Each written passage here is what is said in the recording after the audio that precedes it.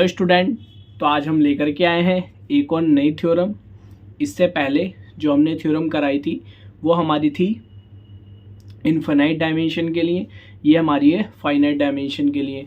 और जो ये दोनों ही थ्योरम थी ये हमारी कॉम्पैक्टनेस एंड फाइनाइट डायमेंशन जो हमारा टॉपिक है उससे रिलेटेड ये दो थ्योरम थी। एक थ्योरम में इससे पहली वाली वीडियो में करा चुका हूँ, अगर वो आपने नहीं देखी है तो मैं उसका लिंक डिस्क्रिप्शन में दे दूँगा, वहाँ से जाकर आप देख लेना। और वो क्या है, अगर आप वो थ्योरम देख लेंगे तो आधी थ्योरम ये वहीं पर प्रूफ हो जाएगी जो हम थ्योरम करने वाली, क्योंकि आधी थ्योरम उसी थ्योरम से क्या रिलेटेड है। ठीक है, और ये जितने भी हमारे टॉपिक चल रहे हैं ये फंक्शनल एनालिसिस के ही हैं। ठीक है, तो अब क्या है, हम ये वाली थ्योरम को स्टार्ट करने वाले हैं। इससे पहले वाली जो थ्योरम है उसे ज़रूर देख लें क्योंकि उससे रिलेटेड यहाँ पर बहुत कुछ है। ठीक है, मतलब थोड़ा पार्ट हमने उसी का ही करना है, उसी थ्योरम का, बाकी पार्ट हमने इसका करना है। ठीक है, तो हम देखते हैं कि ये थ्योरम क्या है। जैसे कि आपको दिख रहा होगा ये दोनों थ्योरम हर बार आती रहती हैं।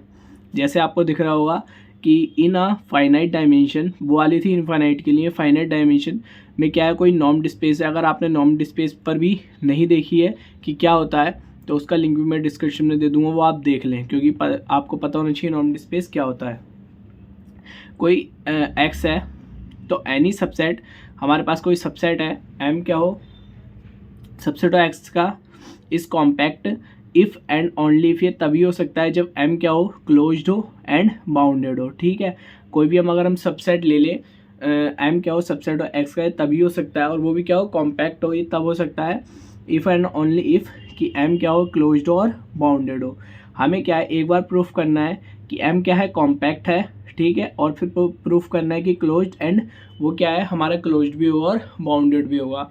ये थ्योरम क्या है, हम इससे पहले वाली वीडियो में करा चुके हैं, इसलिए मैंने यहाँ पर सीधे लिख दिया है। और क्या है फिर हमें इसका, क्योंकि यहाँ बोला है इफ़ एंड ओनली इफ वाला केस, तो इसमें क्या है फिर हमें क्या है एम को क्लोज और बाउंडेड लेकर के चलना होगा और कॉम्पैक्ट प्रूफ करना होगा। ठीक है, तो मैंने इससे पहले वाली जो थ्योरम कराई है, अगर ये वो आपने देख ली हो, अगर ये थ्योरम ज़्यादा मार्क्स में आती है तो पहले जो है इस क्वेश्चन में आपको पहले वाली थ्योरम करनी पड़ेगी कि एम इस कॉम्पैक्ट है तो वो क्लोज्ड और बाउंडेड कैसे होगा, तो वो मैंने पहले करवा रखी है। ठीक है, हम यहाँ से देखते हैं इसका कन्वर्स।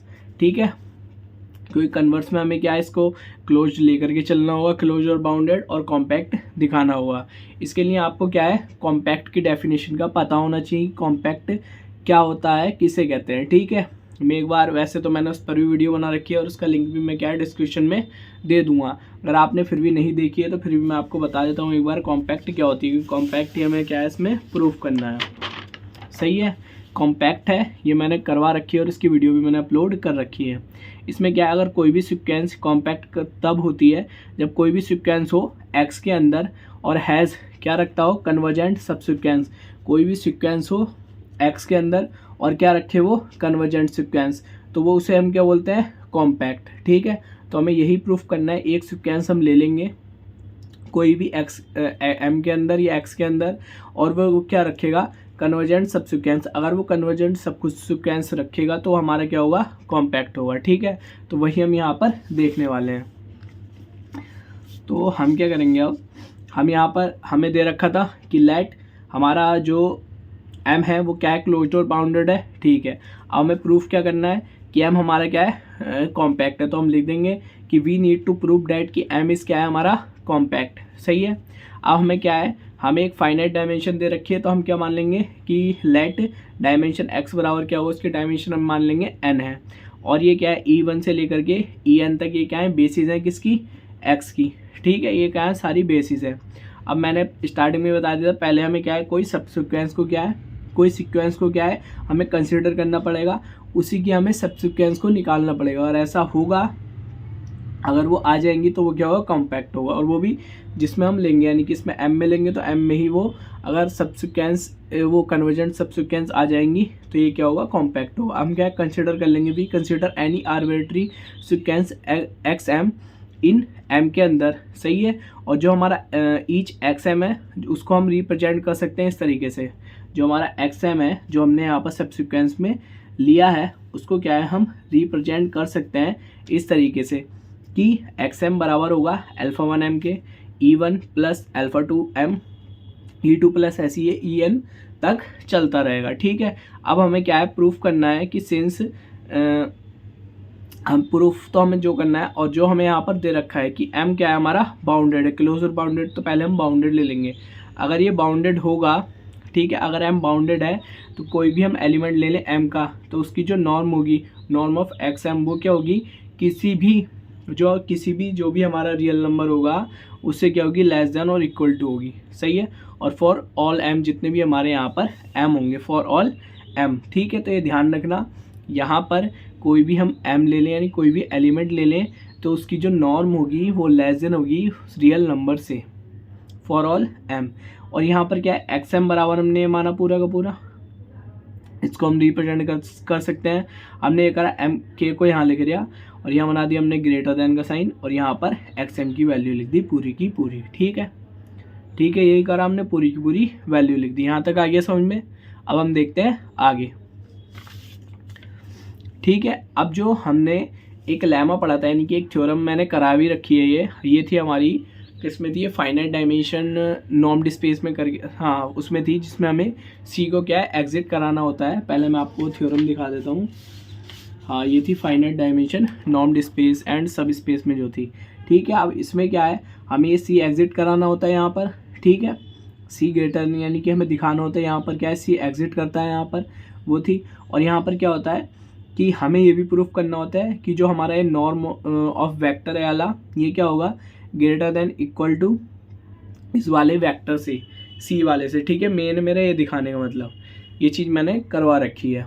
ठीक है, अब यहाँ पर हमें क्या है, इसी का यूज़ होगा। तो वो जो, अगर आप बुक में देखेंगे तो लेमा या थ्योरम आपके उसमें दे रखी होगी 2.41 करके, तो यहाँ पर सी क्या है, एग्जिट करता है सी ग्रेटर देन 0। तो सच डैट हम क्या कह सकते हैं, जो यहाँ पर है ये है, इतना पोर्शन तो हमें दे रखा है यहाँ पर, जो हमने भी प्रूफ करा। ठीक है, अब हम क्या करेंगे, ये जो हमारा सी है, ये भी क्या होता है, उस वेक्टर से क्या होता है, ग्रेटर लेस देन होता है, यानी कि ये वेक्टर हमारा ग्रेटर देन होता है, इसके हिसाब से दिख रहा है आपको, ग्रेटर देन होता है। तो वही चीज़ हमने क्या है यहाँ पर ले ली, ये आ गया। तो तीनों, ये भी क्या हो गया, ग्रेटर देन हो गया इससे, और ये क्या हो गया, इससे ग्रेटर देन हो गया। तो तीनों हमारी यहाँ पर आ गई। यहाँ पर हम लिख देंगे वेयर सी क्या है हमारा, ग्रेटर देन है 0 से, हिंस द सीक्वेंस ऑफ, ये जो सीक्वेंस है हमारा, इसको हम इस तरीके से भी लिख सकते हैं।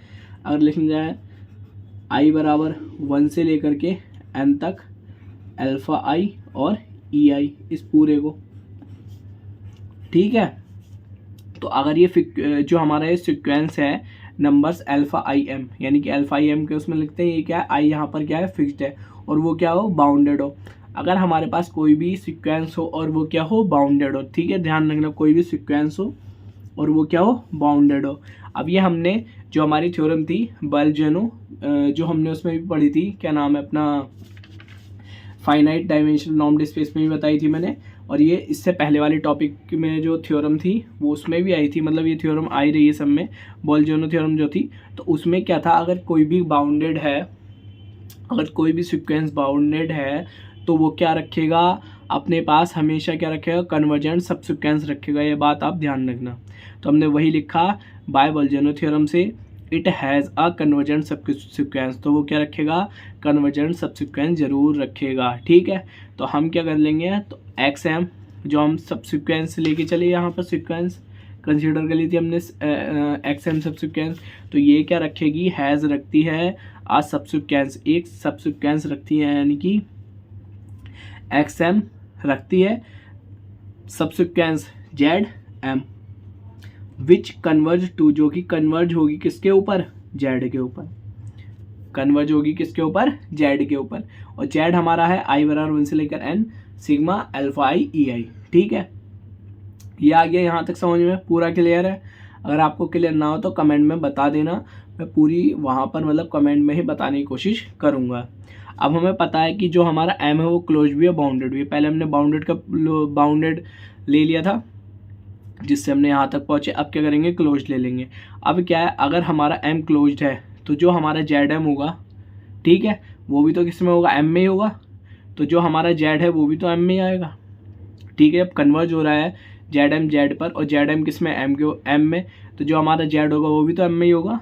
तो जेड बिलोंग्स करेगा m को, तो Z बिलोंग्स करेगा M को। अगर वो M क्या है, क्लोज्ड है, तो हमारा ठीक है।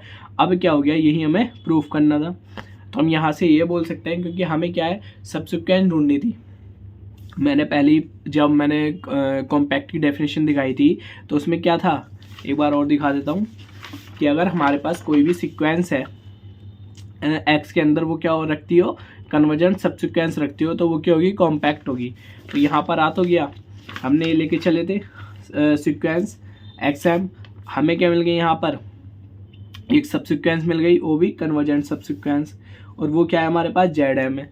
तो वैसे ही हमारा, और वो क्या है, कन्वर्ज होती है, और वो भी किस में आती है, M के अंदर, जो कि क्या है हमारा क्लोज है। तो हम लिख देंगे कि XM in M has a sequence, वो M के अंदर एक सीक्वेंस है विच रखती है कन्वर्ज इन M, जो कि क्या है, कन्वर्ज होती है इन M के अंदर ही, और हिंस M इज कॉम्पैक्ट। तो M जो होगा हमारा क्या होगा, कॉम्पैक्ट होगा। ठीक है, तो ये जो थ्योरम थी बिल्कुल इजी वे में मैंने आपको एक्सप्लेन की है, आपकी समझ में आ गई होगी। ठीक है, जहाँ तक मेरे को लगता है आपकी समझ में पूरी थ्योरम आ गई होगी। अगर कहीं आपको समझ में नहीं आई है तो कमेंट में आप कमेंट करके ज़रूर बताना कि कहाँ पर आपको समझ में नहीं आया, मैं वहाँ पर पूरी कोशिश करूँगा आपको बताने की। ठीक है, तो ये क्या था हमारा, जो हमारी टॉपिक था कॉम्पैक्टनेस एंड फाइनाइट डायमेंशन, उसकी दो थ्योरम थी, दूसरी थ्योरम आ चुकी है। अब क्या है, जो नेक्स्ट वीडियो आएगी वो उससे नेक्स्ट टॉपिक की आएगी, जो भी उसमें नेक्स्ट टॉपिक होगा मैं उस पर वीडियो बना दूंगा। ठीक है, अगर आपको भी अगर कोई टॉपिक पर वीडियो चाहिए हो तो आप ज़रूर कमेंट करें, मैं उस टॉपिक पर भी वीडियो बना दूंगा। और अगर आप हमारे चैनल पर नए हो और इसी तरीके के और भी टॉपिक्स पर आप वीडियो चाहते हो तो आप हमारे चैनल को सब्सक्राइब कर सकते हैं और बेल आइकन को क्या है, ऑल पर क्लिक करने, जिससे क्या है कि मैं जब भी वीडियो अपलोड करूँगा तो आपके पास सबसे पहले नोटिफिकेशन जा सके। ठीक है, तो ये थ्योरम ख़त्म हो चुकी है यहाँ पर ही। और क्या है, अब क्या है, और भी नए नए टॉपिक पर वीडियो आने ही वाली हैं। तो क्या है, अब मिलते हैं फिर नेक्स्ट वीडियो में, तब तक क्या है, आप वीडियो को आराम से वॉच करें। ठीक है।